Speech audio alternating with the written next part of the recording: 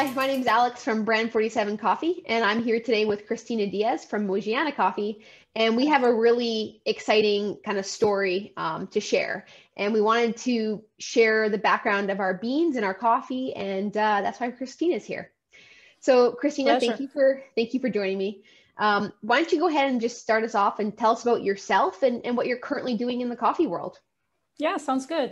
Thanks for inviting me for this vlog. It's great to be able to share our story with more people.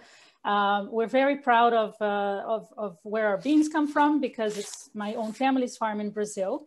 So I started working with coffee in 2008, but my family has been growing coffee since 1890. So I'm the fourth generation of a family of coffee farmers.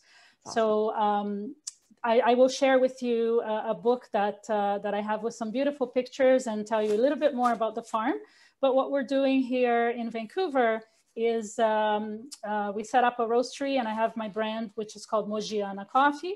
And we love the industry. It's so much fun. We are having a lot of fun trying out different origins because we just opened up a brand new roasting facility, which we are calling Mundo Novo Coffee Roasters. And it's a fantastic space where we want to share education and have courses and do more roasting, and even open it to co-op if people are looking for a place to roast coffee. So we want this to be like open doors to anybody who has a passion for coffee, whether it's for your home or for your business. We just love sharing everything about it. So that your new space sounds amazing, and it sounds like, and I know we've talked about this, I have to get to Vancouver and check it out, but maybe we'll grow and we'll have to move our coffee operations there. We can just share a couple machines together. Of course. And before we kind of dive into the family farm and the background on your coffee, I'll just add that Mogiana has a ton of coffee roasts and profiles that we don't do. So if you're looking for espresso or dark roast, that is the place to go, because it's a much more refined version of what I would do if I tried to make a dark roast. So and I actually had a bunch of requests for dark roast, and I was like, you need to go here because I don't do it. So heads up. Why don't you mentioned the family farm in Brazil. So if you want to just dive into that background and share that, and I know you have some really neat visuals, that would be fun. I will. So let me just share my screen here with Perfect. Everybody. And okay, so so our coffee comes from our family's farm in Brazil. This was the house my great-grandmother used to live in, and she was an amazing woman. She lived until she was 103. Wow. Super hardworking woman, very inspirational for sure. This one here was my great grandfather and his three brothers. So they started the farm in 1890, and we have a long history and tradition in growing coffee. So a lot has been done and perfected and improved over the many decades that we've been farming coffee. So the farm sits in a very privileged area of Brazil called Sul de Minas, or actually it's the Mogiana Valley, which is where we get our name from. And it's right on the slopes of an ancient volcano. So the soil is extremely nutrient. The climate is perfect. We have an average temperature of 19 degrees. And we have a very dry winter, which enables us to do the natural process very easily. So this is my uncle Joaquin. He takes care of the coffee farm. My grandfather is now 95, so he still goes out and sees what's going on, but my uncle does most of the legwork right now. Yeah, your grandpa's worked long enough. Yes, but it's amazing. He never stops though, and my grandmother too. She's the same age. Yeah, but it's actually very inspiring. So we have a few different varietals that we plant, most falling underneath the yellow bourbon and the red bourbon. Right. So Catuai, Mundo Novo are some of the varietals that we work with. So like I said, because we have a very dry winter, we're able to do the natural process and the honey process. Yep. We don't currently do washed, although one of my cousins was kind of experimenting with a little bit of the washed process, just because it brings out all that fruitiness in the coffee that is very much sought after nowadays, right? Yeah. The coffees that we have, that we bring up from our farm, are the more classic flavor profiles of nuttiness and chocolate, which is lovely, and they are very good coffees. Yeah. But we don't have the flavor profiles of an Ethiopia, for example. Right. It's very difficult to get. We do have depending on, we do have some micro lots and some more not specialty, but micro lots that are pulp natural that can actually have quite a bit of fruitiness, and some of them have actually, fooled us in thinking it was another origin like Guatemala. Right. It was actually from Brazil. So yeah, so this is more another photo of the patio, the drying patios. This is my daughter and me. So, and that's again the house that my great grandmother used to live in.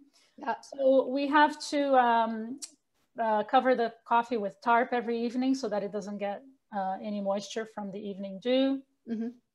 And then after processing, this is the coffee ready for export. So we, the company that brings our coffee up does a very diligent, high-tech process for making sure that the coffee is very clean and has no defects and no Quakers. It goes through a laser equipment, and the laser beam senses if the coffee is the wrong density, the wrong color, and there's a puff of air that rejects it. So it's actually, I haven't seen a Quaker yet in anything I've roasted, so that's good. That's good. So that's good. It's working. Awesome. So this is the cupping that we do here for quality control and making sure the lots are what we're wanting them to be in terms of keeping the profiles the same. Yep. The picture of the Mogiana Valley. Beautiful. And then this is where it really speaks to my heart, is the whole community aspect of the farm that my ancestors, I guess my grandfather and his brothers and his father, they built. So we have free housing for all the families that work for us. We have about 47 families. And actually some of them have been with us for over 3 generations. So they saw my mom growing up. So it's really special. The houses are very comfortable, running water, electricity, 2 or 3 bedrooms. They have a yard where they can plant their own vegetable gardens. They get milk supplied from the farm, and they get a basic like potatoes and beans and corn, I believe, that they have that is like produced at the farm that they get free of charge. We also donated a plot of land to the city, and we built this municipal school here.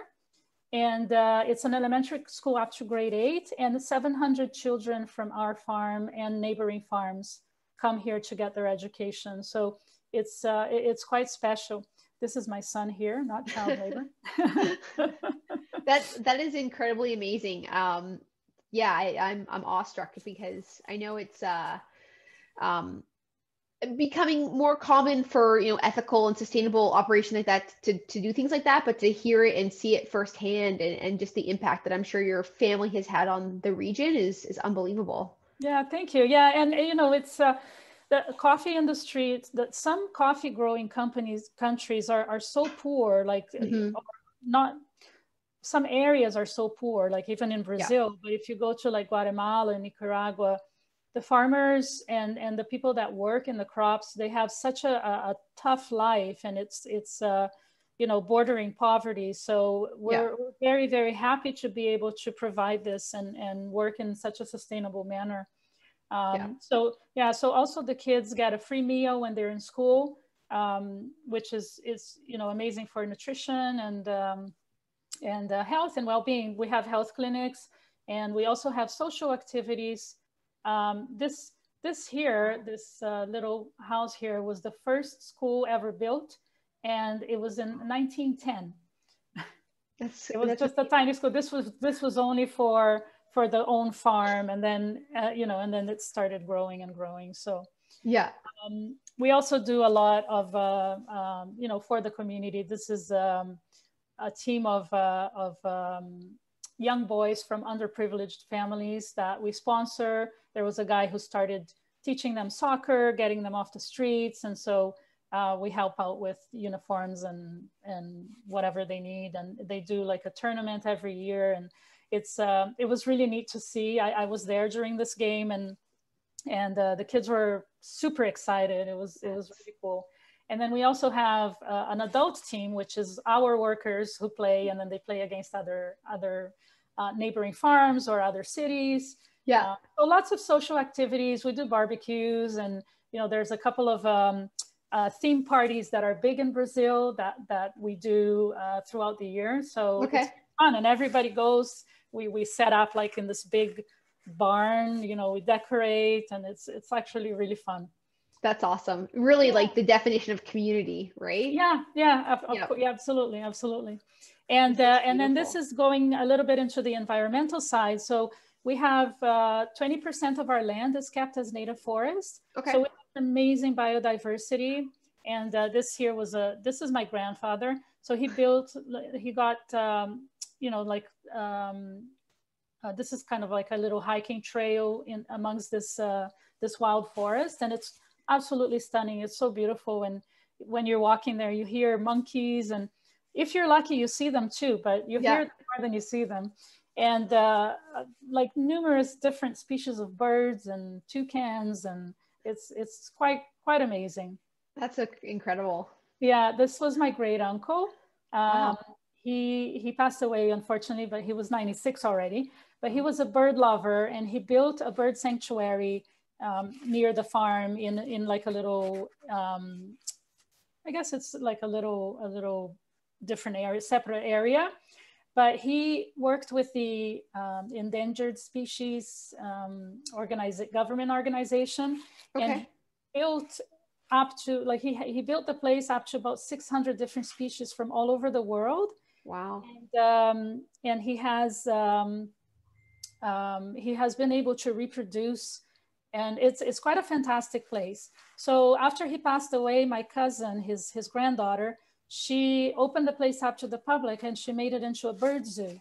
So anybody can go and visit now. Yeah, it's quite fantastic. That's incredible.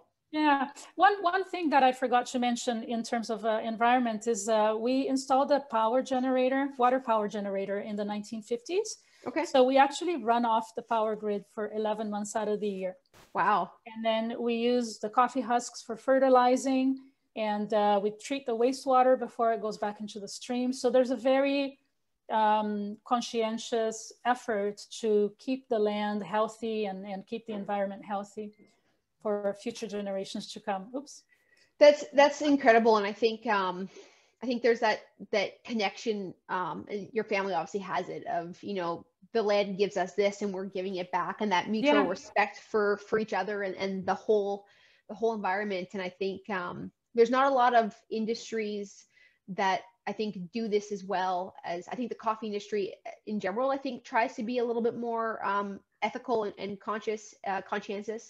And you guys that's just incredible. I didn't know all of that. So this is really interesting. I've obviously been on your site and seen as much as I could, but the whole story is a little bit more than what's on the website, because we just,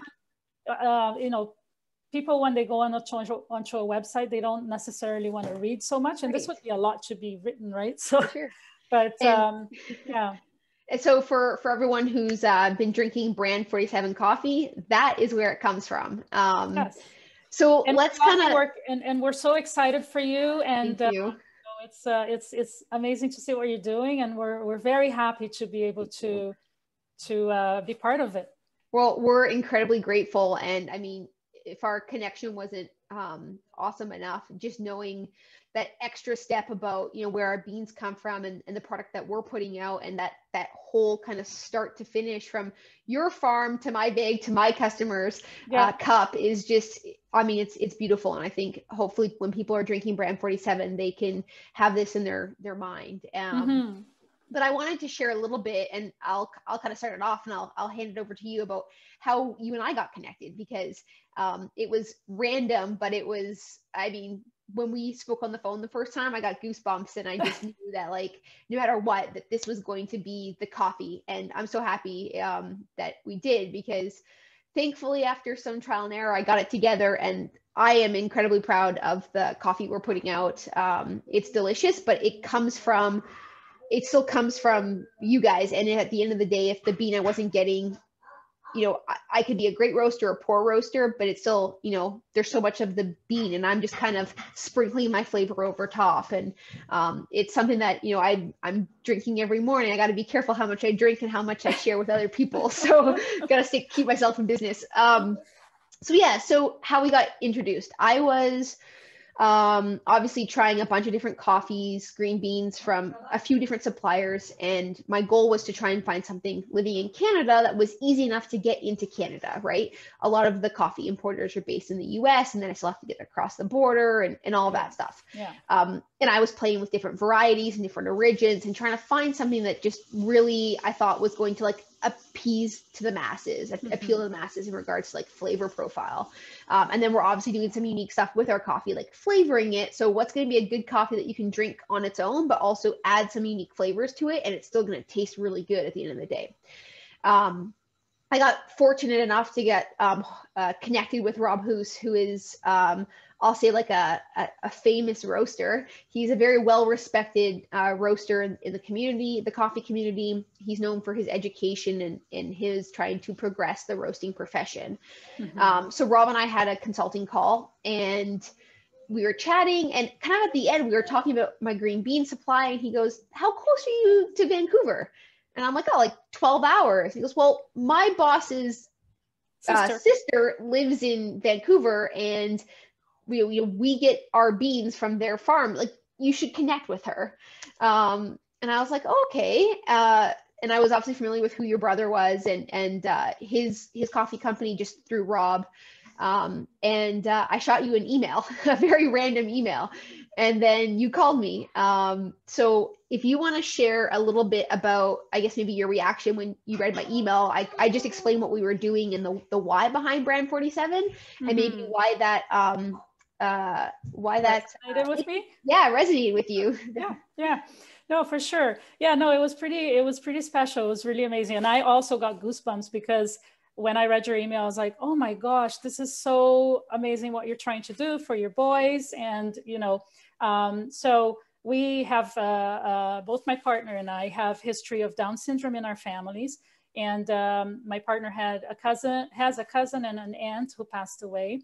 And I have a first cousin, who has Down syndrome. So it really spoke to me when you mentioned that. And, one of the things that you always, any parent wants to make sure that their kids are able to live on their own, or not live on their own in the essence of being on their own, but make something of their lives, right? So the idea that you're building this for them is unbelievable, and it will give them an opportunity to participate with you and build something and have something of their own, right? So it's quite amazing.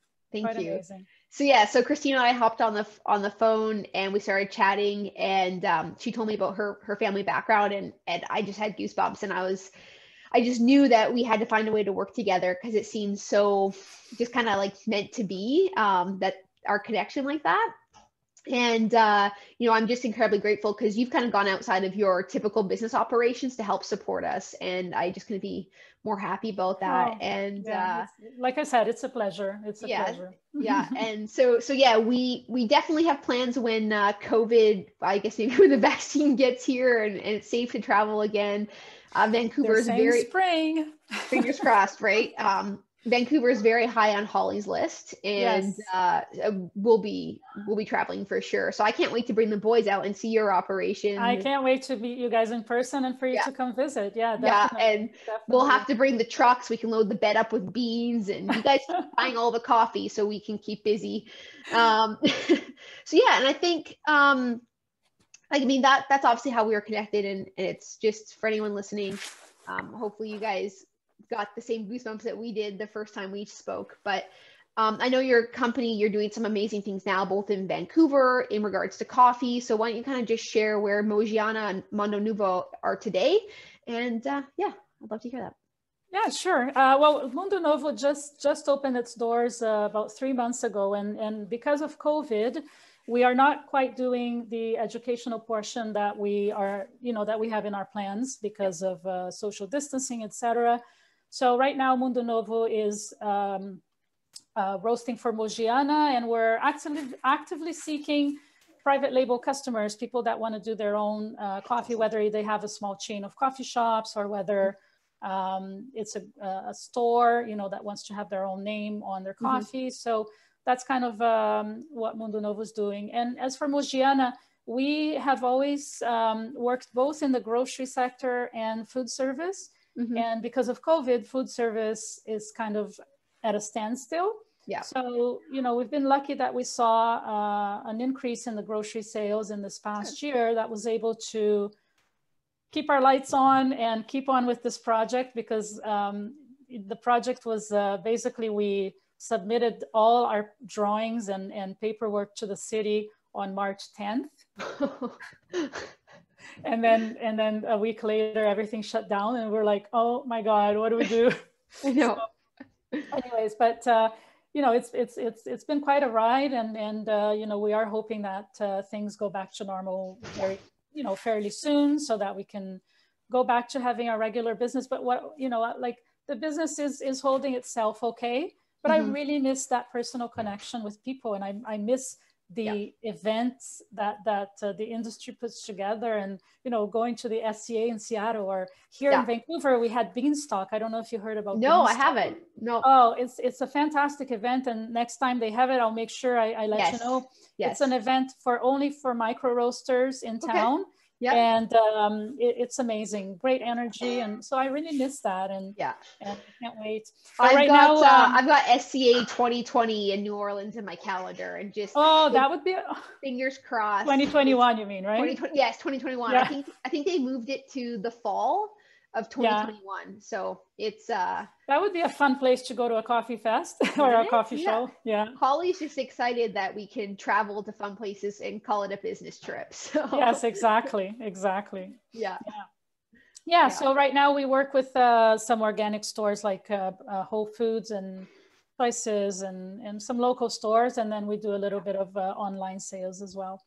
But it's our main goal is to help anybody who loves coffee and share our knowledge. We really love that, and we love to be part of your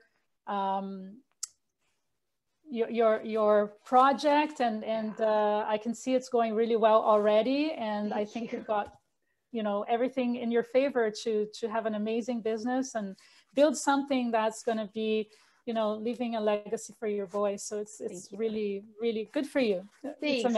I incredibly appreciate that. And at the end of the day, I could have a great idea. I could have great marketing. I could have great client base, but if the product I was putting out wasn't good, it wouldn't really matter. I'd get a lot of first time sales and that would be it. But I'm really confident and just incredibly impressed with the quality of the beans, the taste, like it's so good. I still have to try it. Yeah, I'm gonna send you a bag. No, I know. Take your time. You're gonna get. But I'm super curious to see what you're doing. It's very it's just sweet, right? Like it's that nice, like it's smooth, it's balanced, it's not bitter or acidic. Like you're on neither side of that, and I feel like.